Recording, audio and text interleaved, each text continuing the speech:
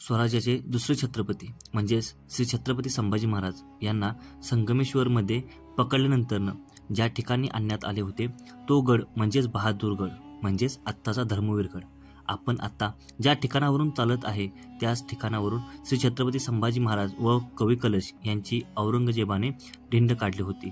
आत्ता आपल्याला जो स्तंभ दिसत आहे याच ठिकाणी महाराजांना औरंगजेबासमोर उभे करण्यात आले होते आणि याच ठिकाणी महाराजांवर क्रूर अत्याचार करून त्यांचे डोळे काढण्यात आले होते।